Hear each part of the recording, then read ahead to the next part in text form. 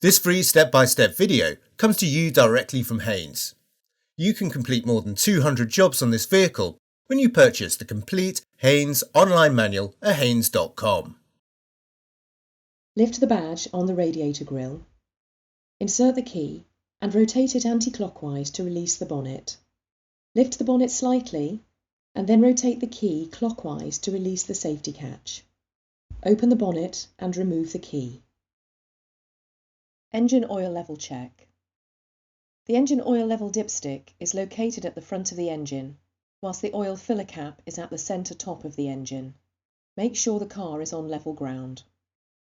Pull out the engine oil level dipstick and wipe it clean. Reinsert the dipstick, pull it out again, and examine the oil level shown. The oil level should be between the minimum and maximum marks. If topping up is necessary, unscrew the oil filler cap from the top of the engine. Using a funnel, add the correct grade of oil until the level indicated on the dipstick reaches the maximum mark. Refit the oil level dipstick. Securely refit the oil filler cap. Coolant level check. The coolant expansion tank is located on the driver's side of the engine compartment. The coolant level varies with the temperature of the engine.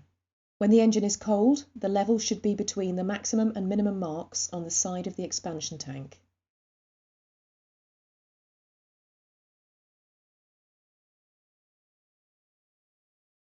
If topping up is necessary, slowly unscrew the expansion tank cap to release any pressure present in the cooling system and remove it.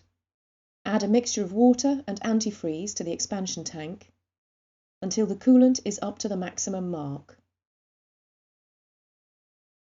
Securely refit the coolant expansion tank cap. Screen wash fluid level check. The screen wash fluid reservoir cap is located on the driver's side of the engine compartment. If topping up is necessary, unscrew the filler cap and add a mixture of water and screen wash additive. Securely refit the reservoir cap.